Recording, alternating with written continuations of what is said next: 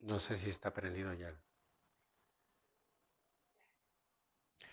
Muy buenas tardes, queridos amigos, queridos alumnos del Instituto de Ciencias Teológicas y todos aquellos que a través de este video podrán seguirnos, no solo hoy, sino como ya lo habíamos anunciado, el Instituto de Ciencias Teológicas, que les da la más cordial bienvenida, quiere invitarlos para que en este tiempo en que no podemos reunirnos, no tenemos de tener las clases de manera presencial como es normal.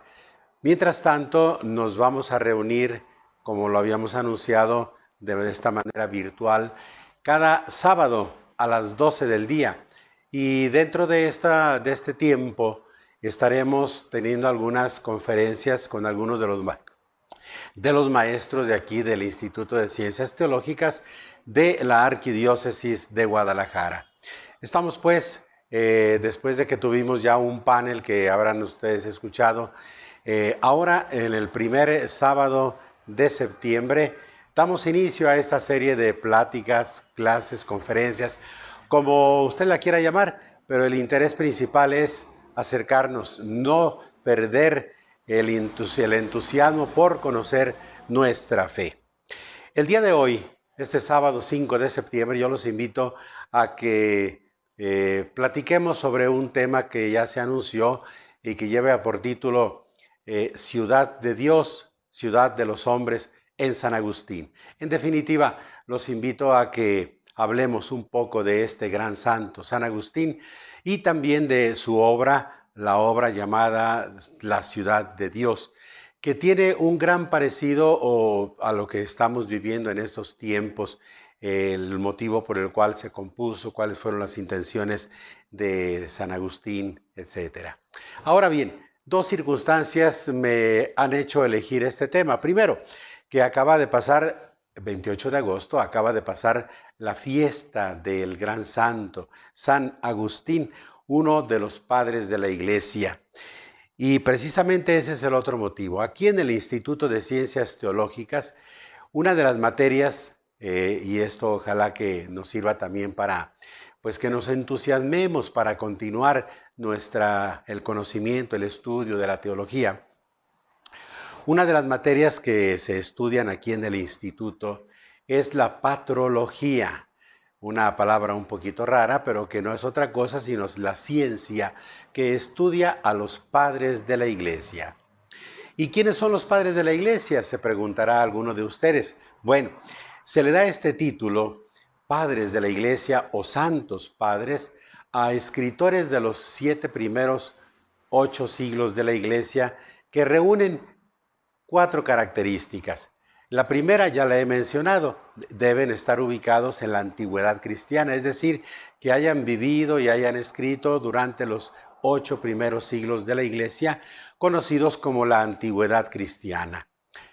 Segunda característica y muy importante es la ortodoxia de doctrina, es decir, que ellos hayan enseñado dentro de sus obras, de su predicación, de su vida, lo que la iglesia de entonces enseñaba, que es lo que la iglesia siempre ha enseñado, y llamamos pues de esto la recta doctrina. Santidad de vida es la tercera característica de los padres de la iglesia. Y finalmente, y claro, esta santidad de vida se refiere especialmente a haber vivido de acuerdo al Evangelio con las virtudes heroicas. En los primeros tiempos de la iglesia no existían lo que nosotros hoy conocemos como las canonizaciones, como todo un proceso canónico, jurídico y una declaración de la santidad de un miembro de la iglesia. En la antigüedad era algo más espontáneo y los fieles empezaban a llamar santo a aquellos que reconocían con eso que habían vivido de manera santa y ejemplar. Bueno, estos son los padres de la iglesia. San Agustín no solo es uno de estos padres de la iglesia, también lleva otro título muy conocido y emparentado con este, que es el de doctor de la iglesia. La diferencia entre los doctores y los padres es que tienen características similares y otras diferentes. Por ejemplo, a los doctores no se les pide la antigüedad cristiana, pero sí, por ejemplo, otra que no se les pide a todos los padres de la iglesia, que es la erudición en grado eminente. Son pues, y por eso se les llama doctos, doctores, porque realmente su doctrina ayudó mucho a progresar en el conocimiento de la verdad, en el conocimiento de las sagradas escrituras a profundizar en la teología. San Agustín, pues, es padre de la iglesia, es doctor de la iglesia, pero además goza de un título del cual solamente 8 lo tienen a través de toda la historia y además de la iglesia occidental y de la iglesia oriental, que es el título de grandes padres de la iglesia. Bonifacio VIII, por allá en el siglo XIII, manifestó su deseo de que fueran considerados como tales, como grandes padres de la iglesia, 4 padres de Occidente, que son San Ambrosio, San Jerónimo, San Agustín y San Gregorio Magno. La Iglesia de Oriente también dio este título a 3 grandes personajes conocidos también por nosotros, que son Basilio Grande, Basilio el Magno, Gregorio Nacianceno y Juan Crisóstomo. A ellos la Iglesia de Occidente añade a San Atanasio, el gran San Atanasio, para que así quede equilibrada la cosa y sean 4 grandes padres de la Iglesia de Oriente, 4 grandes padres del Occidente. Esto nos sirve como una pequeña introducción recordando las nociones básicas de la patrología. Menciono 2 cosas más así de carácter general.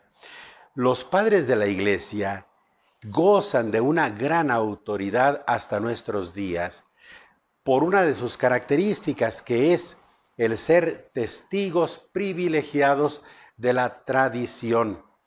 Aquello que San Pablo dice y que es muy importante dentro de la iglesia: yo les he transmitido lo que a mi vez recibí. Eso es lo que es la tradición, y esto es lo que hicieron los santos padres. Con palabras del mismo San Agustín, del que vamos a hablar el día de hoy, dice, refiriéndose a los padres de la iglesia: lo que encontraron en la iglesia, eso han poseído. Lo que aprendieron, eso han enseñado. Lo que recibieron de los padres, han transmitido a los hijos. Esta dinámica de la transmisión de la tradición, formulada de una manera hermosa por San Agustín, esto es una característica que les da la autoridad. Lo que dice San Agustín no es válido porque lo dice él, sino porque él nos dice lo que la iglesia de entonces y de todos los tiempos ha creído, y de esa manera se convierten en padres en la fe para todos nosotros.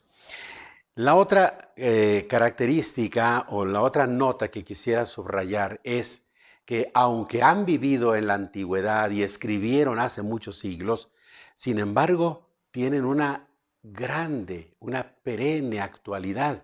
Son siempre actuales sus obras, siempre están enseñando a la iglesia de todos los tiempos.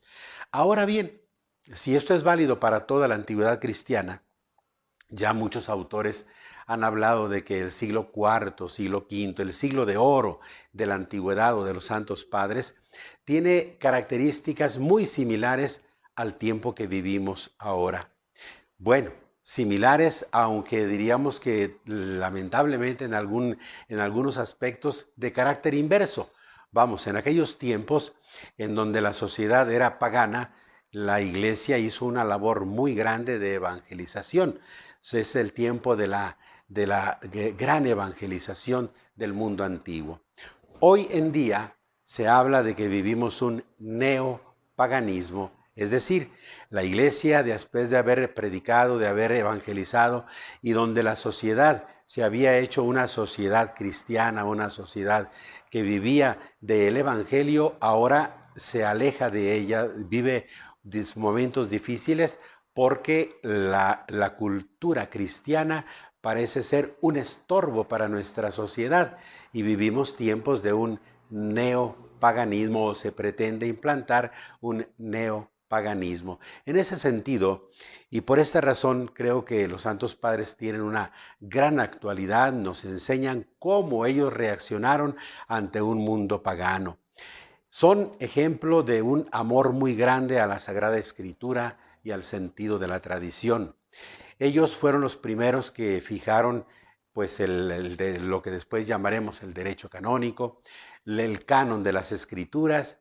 Ellos reaccionaron de una manera muy positiva frente al ataque de las herejías y son los que con sus reflexiones, sus enseñanzas, han hecho progresar la teología. Por eso pues son padres que siguen teniendo una gran actualidad, pastores de almas, intérpretes de la historia, y que por lo mismo los papas a través de la historia han recomendado siempre su estudio, su profundización, porque es muy necesario, con palabras de Juan Pablo II, son de imperiosa necesidad el estudiar sus obras si queremos nosotros seguir permaneciendo, nutriéndonos de esa tradición que viene desde los primeros siglos. Esto valga, pues, como decía, de una brevísima introducción a el estudio de los santos padres. Ahora los invito a centrarnos en el tema o en el autor que nos va a ocupar, que nos ocupa en este momento, y es San Agustín. Ya he dicho que es un padre de la Iglesia, que es doctor de la Iglesia, que es uno de los 8 grandes padres de la Iglesia. Y podríamos decir muchas cosas de él, puesto que es uno de los más grandes seres humanos que ha existido. Y esto no lo digo yo, me gustaría para esto recordar las palabras de otro gran santo, San Juan Pablo II, que cuando se cumplieron 1600 años de la conversión de San Agustín, el obispo de Hipona, dio una carta apostólica a la iglesia hablando de San Agustín. Y en la introducción me llama mucho la atención, desde luego toda la carta del Papa es muy interesante, pero la introducción me llama la atención porque describe en pocas palabras no todo lo que es San Agustín, pero sí la grandiosidad de espíritu de San Agustín. Y quiero compartir con ustedes estas palabras de San Juan Pablo II. Agustín de Hipona, empieza diciendo el Papa, y este es precisamente el título de la carta, Agustín de Hipona. Desde que apenas un año después de su muerte fue catalogado como uno de los mejores maestros de la Iglesia por mi lejano predecesor Celestino I, ha seguido estando presente en la vida de la Iglesia y en la mente y en la cultura de todo Occidente. Después, otros romanos pontífices, por no hablar de los concilios que con frecuencia y abundantemente se han inspirado en sus escritos, han propuesto sus ejemplos y sus documentos doctrinales para que se les estudiara e imitara. León XIII exaltó sus enseñanzas filosóficas en la encíclica Eterni Patris. Pío XI reasumió sus virtudes y su pensamiento en la encíclica Ad Salutem Humani Generis, declarando que por su ingenio agudísimo, por la riqueza y sublimidad de su doctrina, por la santidad de su vida y por la defensa de la verdad católica, nadie o muy pocos se le pueden comparar de cuantos han florecido desde los principios del género humano hasta nuestros días. Pablo VI, ahora también santo, afirmó que, además de brillar en él de forma eminente las cualidades de los padres, se puede afirmar en verdad que todo el pensamiento de la antigüedad confluye en su obra y que de ella derivan corrientes de pensamiento que empapan toda la tradición doctrinal de los siglos posteriores. Y continúa el Papa, y con esto casi terminamos. Yo mismo he añadido mi voz a la de mis predecesores, expresando el vivo deseo de que su doctrina filosófica, teológica y espiritual se estudie y se difunda de tal modo que continúe su magisterio en la Iglesia. Un magisterio humilde y luminoso al mismo tiempo, que habla sobre todo de Cristo y del amor. He tenido ocasión, además de recomendar especialmente a los hijos espirituales del Gran Santo, que mantengan vivo y atrayente el encanto de San Agustín también en la sociedad moderna. Ideal, estupendo y entusiasmante, porque el conocimiento exacto y afectuoso de su pensamiento y de su vida provoca la sed de Dios, descubre el encanto de Jesucristo, el amor a la sabiduría y a la verdad, la necesidad de la gracia, de la oración, de la virtud, de la caridad fraterna, el anhelo de la eternidad feliz. Y podríamos seguir disfrutando la lectura de este documento, pero baste con eso para recordar que vale la pena, también en nuestros días y siempre a través de toda la historia de la Iglesia, abrevar a esa obra maravillosa, también enorme, del obispo de Hipona, San Agustín. Pues pasemos, ahora no podemos ampliarnos más, pero esto nos sirva como para quedarnos con esa inquietud de seguir estudiando, leyendo las obras de San Agustín. Y esto es lo importante, sobre todo leer sus obras. De hecho, en las clases aquí en el instituto y en donde quiera, en el seminario donde se estudian los santos padres, lo importante no es solo aprender nombres, fechas, obras, títulos, sino ante todo leer sus obras.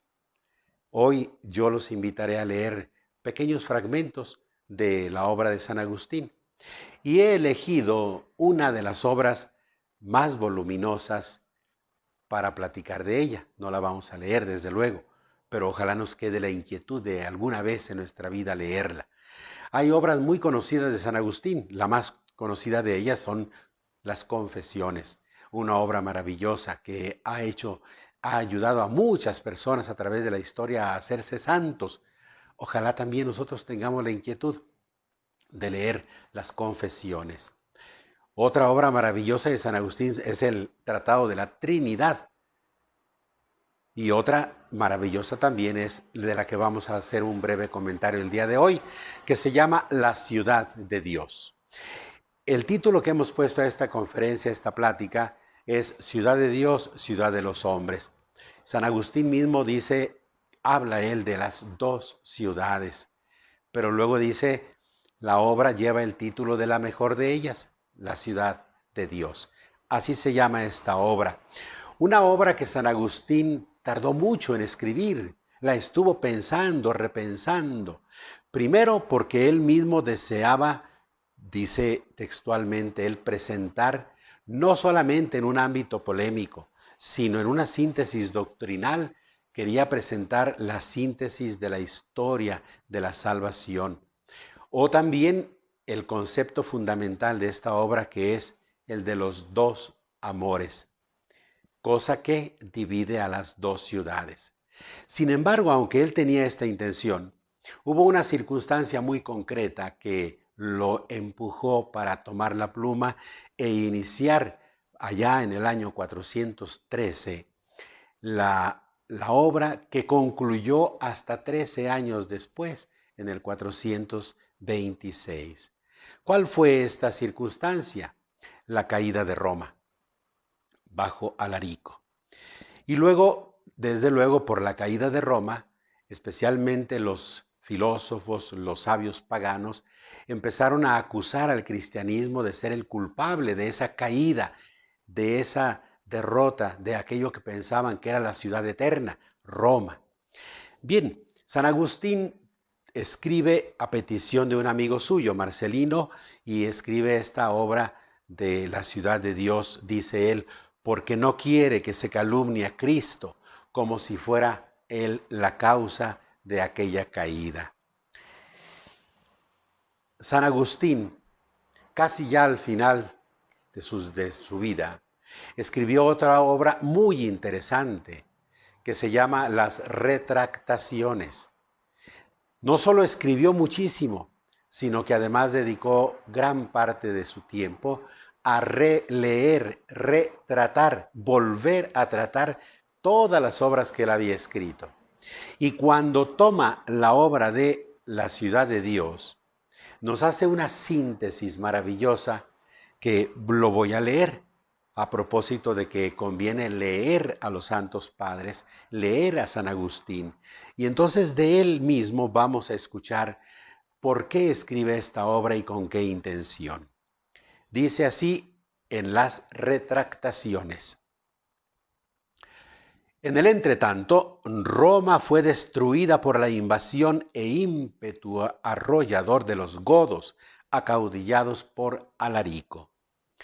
Los adoradores de muchos falsos dioses, cuyo nombre corriente ya entre nosotros es el de paganos, empeñados en hacer responsable de dicho asolamiento a la religión cristiana, comenzaron a blasfemar del Dios verdadero, con una acritud y un amargor desusados hasta entonces. Por lo cual yo, ardiendo en celo por la casa de Dios, tomé por mi cuenta escribir estos libros de la ciudad de Dios, contra las blasfemias y errores. La obra me tuvo ocupado algunos años, porque se me interponían otros 1000 asuntos que no podía diferir y cuya solución me preocupaba primordialmente. Esta gran obra de la ciudad de Dios por fin quedó concluida en 22 libros. Los 5 primeros van dirigidos contra aquellos que pretenden una prosperidad tal para las cosas humanas que estiman necesario para ello el culto de los innumerables dioses que suelen adorar los paganos. Y sostienen que esos males surgen y abundan porque se les prohíbe tal culto. Los 5 siguientes son una réplica a aquellos que defienden que estos males no han faltado ni faltarán nunca a los mortales, y que varían entre grandes y pequeños, según los lugares, los tiempos y las personas. Mas añaden que el culto politeísta es útil y provechoso para la vida que ha de seguir a la muerte. Estos 10 libros refutan esas 2 vanas opiniones contrarias a la religión cristiana. Mas, a fin de que nadie nos reproche que desbaratamos la postura ajena y no afirmamos la propia, la segunda parte de esta obra, que comprende 12 libros, va encaminada a eso. Si bien es cierto que cuando la necesidad lo exige, también en los 10 primeros afirmamos nuestra postura y en los 12 últimos rebatimos la contraria. Los 4 primeros libros de esa segunda parte versan sobre los orígenes de las 2 ciudades, de la ciudad de Dios y de la ciudad del mundo. Los 4 siguientes sobre el proceso o desarrollo y los 4 últimos sobre los fines propios y merecidos. Así, los 22 libros que se ocupan de las 2 ciudades han recibido el título de la mejor y se intitulan de la ciudad de Dios. Creo que con esto, hasta aquí termina la cita de las Retractaciones tomadas del mismo San Agustín. Son sus palabras en donde él nos platica cómo fue que escribió esta obra, cuál es su intención y especialmente cómo está dividida esos 22 libros.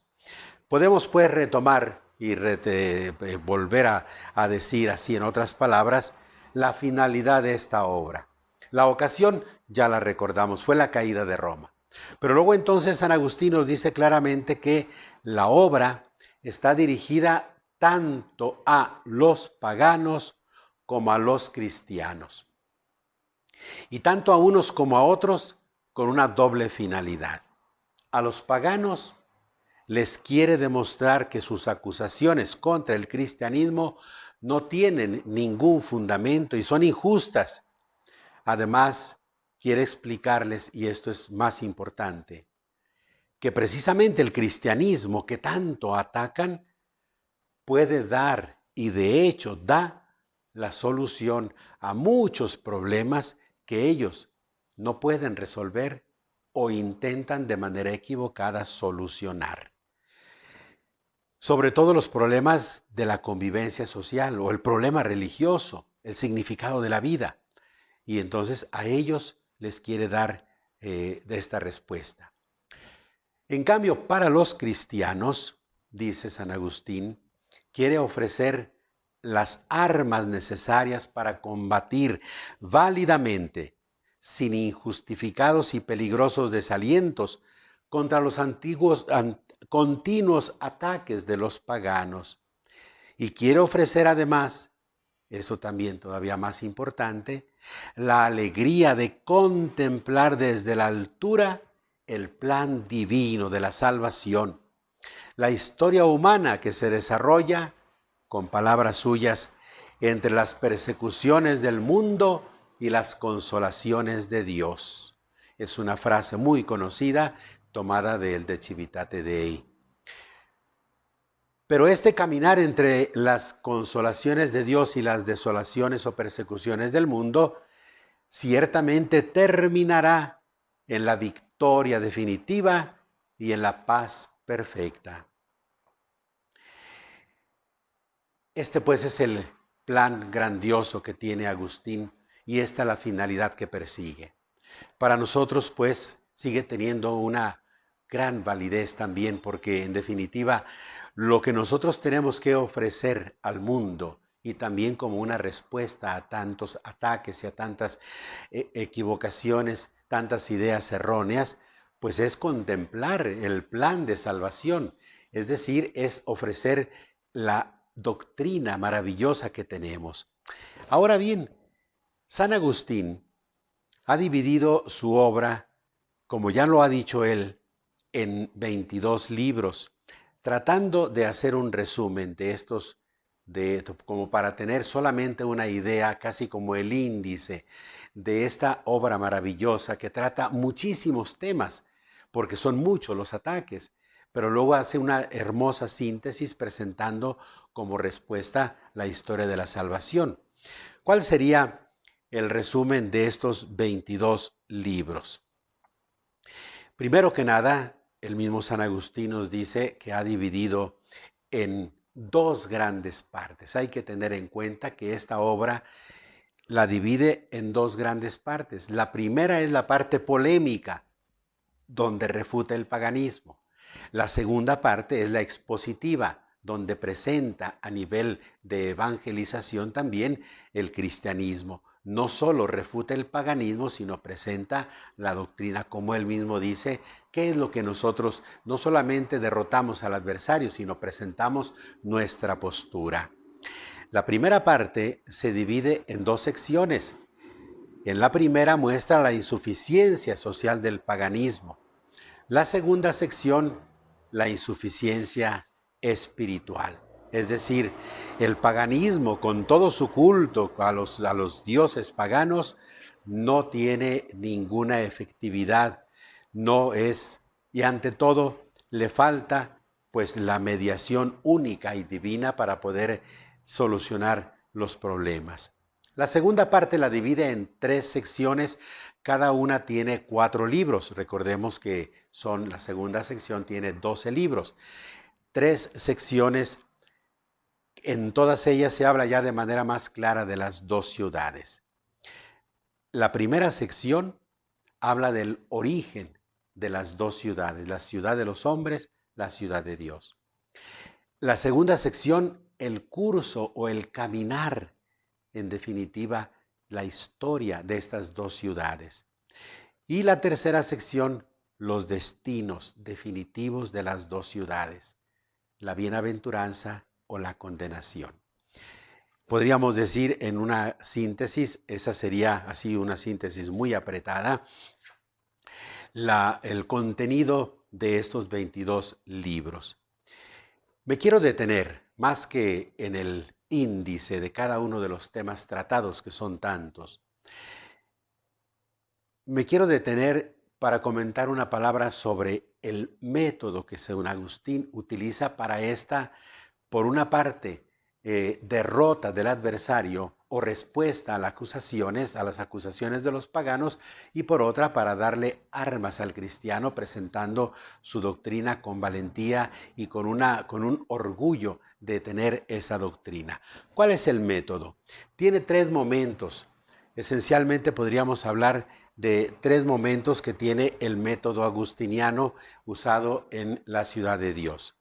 El primer momento es la afirmación valiente de la originalidad del cristianismo, de la doctrina cristiana, que ya había mencionado. Este es como uno de las aportaciones más interesantes de todos los santos padres. Tienen conciencia de la originalidad cristiana, es decir, por una parte podríamos decir que no es lo mismo creer en una religión, en otra o en otra, y dentro de esas el cristianismo. El cristianismo tiene algo único que no tienen las demás, y es precisamente la persona de Jesucristo. Jesucristo como el único Salvador del mundo, el único mediador entre Dios y los hombres. Este es pues como un primer momento importante tomado en cuenta en la metodología usada por San Agustín. Afirmación valiente y abierta de la originalidad cristiana. Segundo, no todo lo de los paganos es negativo, ni la antigüedad cristiana, de la antigüedad precristiana. No, el segundo momento de San Agustín, y esto es muy valioso, a veces es lo que hace más también difícil la lectura de esta obra, es la recuperación diligente y atenta de la doctrina antigua, que ciertamente tiene cosas válidas y verdaderas, como él mismo lo dirá después, porque pertenecen a la verdad que es Jesucristo. Pero entonces, no es que San Agustín niegue que niegue que tenga valores el paganismo, no. Este segundo momento consiste en esto, en la recuperación atenta de la doctrina cristiana. Y el tercer momento consiste precisamente en demostrar que el cristianismo no niega las verdades que ya tenía el mundo antiguo, sino que las lleva, las sublima, las lleva a una visión más completa, a la visión divina de la historia, que es la que ofrece una solución a muchos problemas que la razón humana pone con todo derecho, pero que los filósofos paganos no habían sabido resolver o lo habían resuelto de manera equivocada. La razón última de este método es demostrar que con el cristianismo nace una nueva interpretación de la vida y de la historia, una nueva sabiduría, una nueva cultura, que se opone a la antigua, pero a la vez la recupera y la perfecciona. Esta metodología de San Agustín nos puede ayudar también a nosotros en los momentos que vivimos para saber que el cristianismo sigue ofreciendo eso que el mundo necesita, y que no es que el cristianismo niegue el diálogo con la razón. Al contrario, San Agustín, ahora mismo lo vamos a recordar, tiene como fundamento para esta metodología precisamente el darle un valor muy grande también a la razón. Y es, en definitiva, volver a subrayar lo que decíamos ya de la originalidad de la doctrina cristiana. Para San Agustín, esta originalidad tiene tres presupuestos que es también muy importante recordar ahora. El primero, la autoridad de las Sagradas Escrituras. Ahí radica la originalidad del cristianismo, de la doctrina cristiana.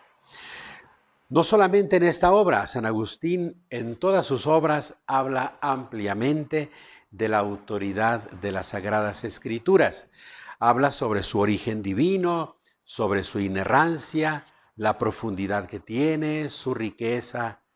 Toda la obra de la ciudad de Dios se basa en las Escrituras, que San Agustín llama, y todos los santos padres llaman, las Escrituras canónicas, aquellas inspiradas por Dios.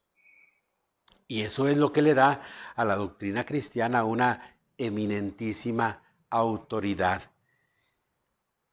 San Agustín, a propósito de esto, dice, habrá muchas acusaciones, habrá muchos problemas.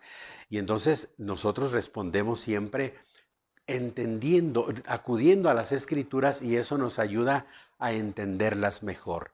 Citándolo textualmente dice, hay muchos puntos tocantes a la fe católica que al ser puestos sobre el tapete por la astuta inquietud de los herejes, para poder hacerles frente, son considerados con más detenimiento, entendidos con más claridad y predicados con más insistencia. Y así, la cuestión suscitada por el adversario brinda ocasión para aprender. Y esto es lo que fundamenta la teología y el trabajo de todos los biblistas, el estudio de las escrituras. Estamos dentro del mes de septiembre, que la iglesia toma como mes de la Biblia, mes dedicado precisamente para ejercitarnos en esto que dice San Agustín, y que la iglesia ha hecho siempre. Durante todos estos siglos, la iglesia estudia las escrituras, pero siempre a partir de los principios de saber que es palabra de Dios, palabra inspirada, palabra que da, la que tiene verdad, la inerrancia, y que desde luego hay que definir la canonicidad. Y aquí entraríamos a otro tema muy interesante que San Agustín también él lo dice de una manera muy sencilla, lo dice incluso de su propia experiencia. ¿Cuáles son? ¿Cómo reconocer los libros canónicos? ¿Cuáles son los libros inspirados por Dios? Y aquí San Agustín dice una frase muy interesante que nos ayuda mucho. Él dice, yo en verdad no creería en las Sagradas Escrituras si a ello no me indujese la autoridad de la Iglesia. Es esta Iglesia, son la tradición, son los santos padres, los que han ido inspirados por el Espíritu Santo, han ido dilucidando, haciendo ese discernimiento de cuáles obras son las que realmente el Señor inspiró, cuáles son los hagiógrafos inspirados y cuáles son obras espurias, obras que no son, que se han querido introducir como palabra de Dios y que no lo son. Eso es la autoridad de la Iglesia, la que nos da la garantía de saber cuáles son las Sagradas Escrituras. Junto con la autoridad de la Iglesia, luego viene la firmeza de la fe y también la confianza en la razón. Tres momentos importantes dentro de la metodología agustiniana que que nos da la originalidad de la fe y que nos tiene que servir también a nosotros para seguir valorando esta originalidad de la fe. Es decir, la autoridad de la Sagrada Escritura, la firmeza de la fe garantizada en la autoridad de las Escrituras. San Agustín aquí abundó muchísimo, sobre todo cuando habla contra los herejes o cuando aquellos que le piden que cómo profundizar más en la fe, puso especialmente dos principios que nos pueden ayudar también ahora a nosotros. Cuando los herejes o los paganos atacan a la fe católica, sobre todo con los grandes dogmas, San Agustín en la Ciudad de Dios menciona tres grandes dogmas atacados. ¿Cuáles serían esos? El dogma de la creación en el tiempo, el dogma de la encarnación del Hijo de Dios y el dogma de la resurrección, temas pues fundamentales para nuestra fe. Y ahí pone el principio fundamental de la firmeza de la fe. La convicción fundamental es la certeza de que, dice San Agustín, ver es fruto o recompensa de la fe. Y de ahí el famoso dicho agustiniano, crede ut intelligas. Se necesita creer para poder entender. Es un principio fundamental de la metodología, no solo agustiniana. El segundo principio también es muy interesante. Es mejor la ignorancia fiel que la temeraria ciencia, o que la ciencia temeraria. Esto en cuanto a la firmeza de la fe. Y luego la confianza en la razón. Ciertamente San Agustín no es un fideísta. tiene una grande confianza en la fuerza especulativa de la razón. Muestra de eso es esta obra de la Ciudad de Dios y también y especialmente el De Trinitate, toda esa reflexión que hace sobre la Santísima Trinidad, sobre las relaciones de Dios Padre, Dios Hijo, Dios Espíritu Santo, y es ahí donde mejor utiliza la fuerza especulativa de la razón. Es pues un ejemplo muy hermoso. Bien, y puesto que el tiempo se nos está yendo, tomo el tema central de esta obra, las dos ciudades. Es muy famoso también, especialmente la primera frase que voy a leer de San Agustín, donde él nos habla de este concepto de las dos ciudades. Es el fundamento de las dos ciudades. En el libro 14, número 28, San Agustín empieza solemnemente así: dos amores fundaron dos ciudades, a saber, el amor de sí hasta el desprecio de Dios ha generado la ciudad terrena. El amor de Dios hasta el desprecio de sí ha generado la ciudad celeste. La primera se gloría en sí misma y la segunda en Dios, porque aquella busca la gloria de los hombres y ésta tiene por máxima gloria a Dios, testigo de su conciencia. Aquella se engríe de su gloria y ésta dice a su Dios: tú eres mi gloria y el que me hace ir con la cabeza en alto. En aquella, sus príncipes y las naciones avasalladas se ven bajo el yugo de la concupiscencia de dominio, y en esta sirven en mutua caridad, los gobernantes aconsejando y los súbditos obedeciendo. Baste este párrafo para darnos una idea de todo lo que va a hablar. Esto lo va a desglosar en los distintos libros de la segunda parte. Pero ahí va a ir presentando bajo este principio de las dos ciudades la visión teológica que tiene Agustín de la historia. Y esta visión es, por así decir, como tridimensional. Tiene un antes, un ahora y un después. Es una visión desde lo alto. Es una visión que sale de la historia para tener esta visión tridimensional. El antes es la condición original de la humanidad, en la cual se encontraban los bienes de la creación y los dones de la gracia, los dones de la justicia, de la inmortalidad, que comportaban para el hombre la posesión de la paz, de la libertad, de la bienaventuranza. Ese es el antes. El ahora abraza todo el presente histórico. Es la historia del mundo. Dominada esta historia del mundo por el difícil y doloroso ejercicio de la virtud, pero también dominado muchas veces por la iniquidad, por la muerte, la división del hombre mismo, del hombre en sí mismo, la lucha del hombre contra el hombre, que por este tiempo sigue siendo una tensión, una conquista, una espera. Ese es el ahora. Pero luego viene la otra dimensión, el después, la fase metahistórica, más allá, el más allá, el eschaton, el final de la historia. Es ahí, en esta fase, donde, dice Agustín, la triple exigencia de toda persona, es decir, ser, conocer y amar, encontrarán plena y definitiva satisfacción y llegará, por tanto, la última victoria, la victoria definitiva y la paz perfecta, cuando entonces podamos recuperar lo que habíamos perdido.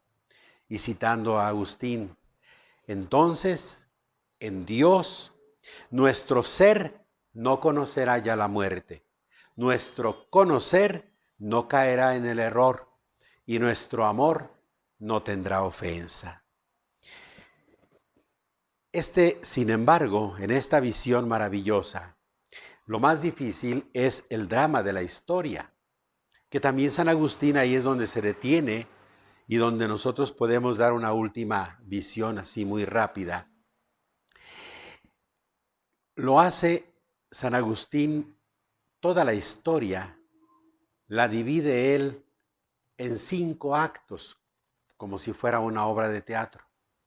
5 actos, y dentro de cada uno de estos actos se contempla un problema fundamental para el ser humano, pero al mismo tiempo San Agustín presenta una solución maravillosa. Y esto es lo más valioso de la obra, y esto es lo que tiene una grande actualidad, porque aquí es donde en definitiva, se toma parte, se toma bandera en una ciudad o en otra, en la del amor o en la del odio, en el egoísmo o en el amor a Dios. 5 actos. El primer acto es la creación, donde el problema fundamental es el de los orígenes, de dónde venimos. Y es ahí donde puede haber la gran división del que niega la creación y entonces no tenemos un origen o no sabemos creados por amor, donde tenemos a un Dios o donde negamos al Creador. Esa es la gran diferencia. La solución a este gran problema de los orígenes es precisamente Dios, que es el creador de la naturaleza y el dador de la gracia. Ahí tenemos una visión, la visión cristiana, que ofrece una solución a este gran problema de los orígenes. Segundo acto es el problema de la caída de los ángeles, la caída del hombre o de los hombres. Y ahí el problema fundamental planteado es el problema angustioso, que incluso al mismo San Agustín lo tuvo perdido durante tantos años, que lo hizo caer con los maniqueos. Es el problema del mal, angustioso, sumamente inquietante. Pero también ahí entonces la visión cristiana presenta una solución. ¿Cómo explicar el problema del mal?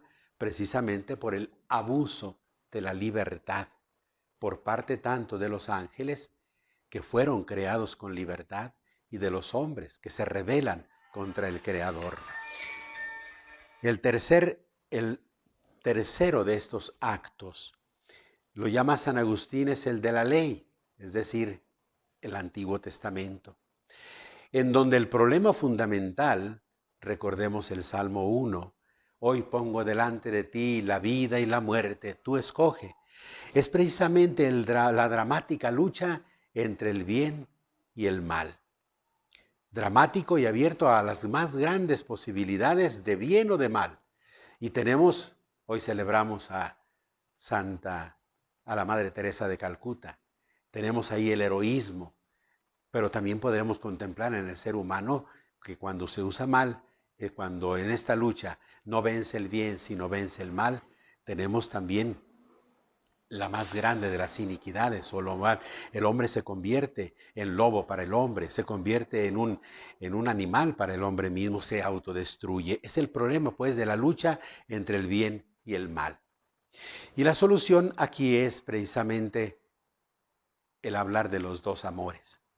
El amor de sí que construye del amor de sí o de Dios que construye las dos ciudades, y estas dos ciudades dividen a los ángeles y a los hombres. Ahí están divididos tanto los ángeles como los hombres. El cuarto acto es la redención, el más maravilloso, que supone la encarnación.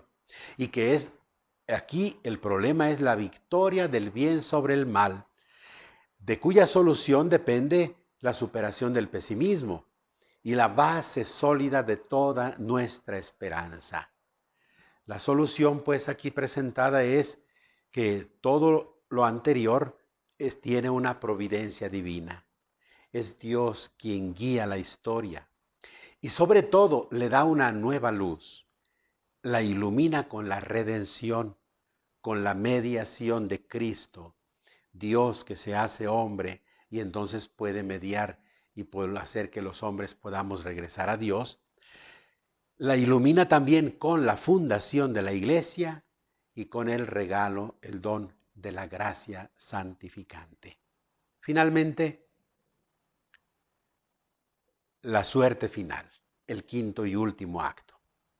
Es el problema de los fines últimos, de los finales eternos, que al mismo tiempo es, por una parte, muy hermoso cuando se contempla la bienaventuranza, o terrorífico cuando se presenta la condenación. La solución es que ahí encontraremos la solución final, la separación definitiva de las dos ciudades, una separación exterior y definitiva de los justos que alcanzarán la bienaventuranza plena y para siempre, o de los inicuos que no alcanzan esta bienaventuranza.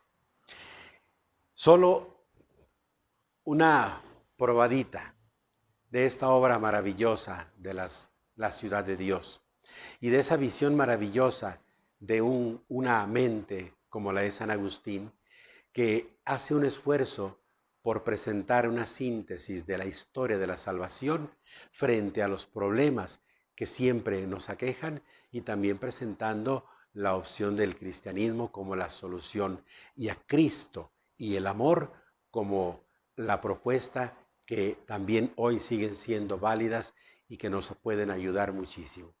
Yo les agradezco su atención a esta pues plática, conversación, o como usted la quiera llamar, que ha querido solamente suscitar la inquietud de conocer más a los santos padres, de conocer a San Agustín, de conocer esta obra y ante todo de seguir con la inquietud de seguir formándonos en nuestra fe. Les recuerdo que cada 8 días tendremos una plática, una conferencia. Dios mediante, el próximo sábado, sábado 12 de septiembre, el Padre Luis Alfonso Cepeda, licenciado en Sagradas Escrituras, nos hablará de cielos nuevos, tierra nueva. Muchas gracias, Dios los bendiga.